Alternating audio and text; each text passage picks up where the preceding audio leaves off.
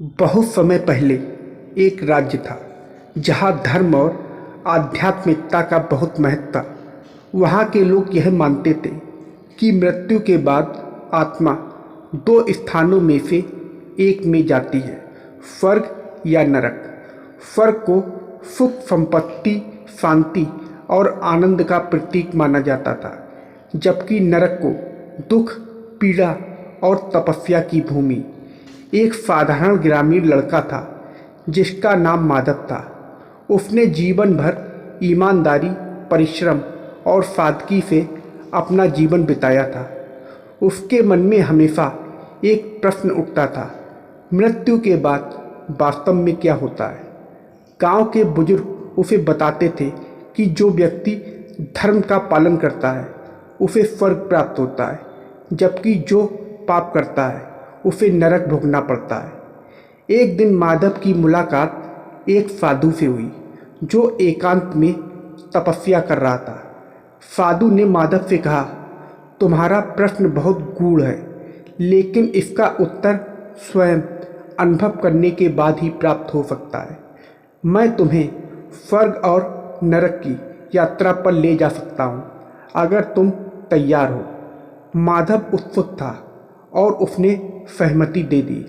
साधु ने एक मंत्र पढ़ा और दोनों एक अद्भुत यात्रा पर निकल पड़े। कुछ ही क्षणों में वे एक विशाल द्वार के सामने खड़े थे। साधु ने कहा, यह नरक का द्वार है, पहले यहाँ चलो। माधव ने देखा कि वहाँ एक अंधकारमय संसार था। चारों ओर चीख पुकार, करहाने की आवाज़ें और भयानक दृश्य थे। वहाँ के लोग दुखी, भूखे और तड़पते हुए दिख रहे थे। हर कोई अपने कर्मों के अनुसार भोग रहा था। एक आदमी जिसने जीवन भर लालच किया था, अनाज से भरी हुई कोठरी के सामने भूखा खड़ा था, लेकिन उसे कभी अनाज नहीं मिल सकता था। एक और व्यक्ति जिसने दूसरों को सताया था, खुद एक विशाल चट्टान के नीचे दबा हुआ था और लगातार उसे उठाने की कोशिश कर रहा था। माधव का दिल भारी हो गया। उसने साधु से कहा, यह बहुत भयानक है, क्या सबको इसी प्रकार की पीड़ा झेलनी पड़ती है। साधु ने कहा, नरक उन लोगों के लिए है जिन्होंने अपने जीवन में पाप किए हैं। यह पीड़ा उन्हें अपने कर्मों का प्रायश्चित करने के लिए सहनी पड़ती है। फिर साधु ने उसे स्वर्ग की ओर ले जाने का संकेत दिया।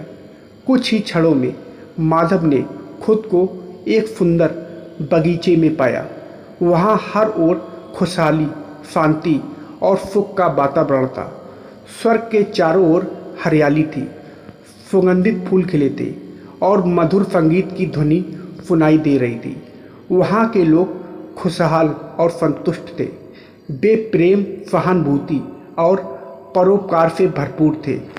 एक महिला जिसने अपने जीवन में दूसरों की सहायता की थी, सुनहरी पालकी में बैठी थी और देवदूतों द्वारा उसका सत्कार किया जा रहा था। एक वृद्ध व्यक्ति जिसने सच्चाई और धर्म का पालन किया था, भगवान के चरणों में बैठा था और दिव्य आशीर्वाद प्राप्त कर रहा था। माधव ने महसूस किया कि स्वर्ग और नरक केवल स्थान नहीं है, बल्कि वे हमारे कर्मों का परिणाम है। स्वर्ग में वे लोग होते हैं जो अपने जीवन में अच्छे कर्म करते हैं, जबकि नरक में वे लोग होते हैं जिन्होंने अपने जीवन में पाप किए होते हैं। माधव ने सोचा कि यह सब कुछ हमारे विचारों, कर्मों और जीवन की दिशा पर निर्भर करता है। साधु ने माधव से कहा, अब तुमने देख लिया कि स्वर्ग और नरक क्या है, परंतु याद रखो, असली स्वर्ग और नरक तुम्हारे मन के भीतर होते हैं। तुम्हारे कर्म और सोच तुम्हारे जीवन को नरक या स्वर्ग बना सकते हैं।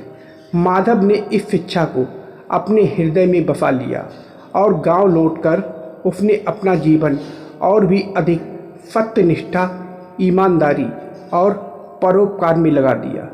वह दूसरों को भी यह शिक्षा देने लगा कि स्वर्ग और नरक केवल मृत्यु के बाद के अनुभव नहीं है, बल्कि यह जीवन के हर पल में मौजूद होते हैं और हम स्वयं इसे चुनते हैं कि हमें स्वर्ग में रहना है या नरक में। समय बीतता गया और माधव की यह शिक्षा गांव के हर व्यक्ति तक पहुंच गई। लोग अब यह समझने लगे थे कि उनके कर्म ही उनके भविष्य को निर्धारित करेंगे। स्वर्ग और नरक केवल कल्पना नहीं है, बल्कि सत्य है जो हमारे विचारों और कर्मों में प्रतिबंधित होते हैं। तो दोस्तों, आप लोगों को यह कहानी कैसी लगी कमेंट करके ज़रूर बताइएगा, और वीडियो को लाइक और सब्सक्राइब करना मत भूलिएगा। वीडियो को पूरा देखने के लिए आप लोगों का बहुत बहुत धन्यवाद।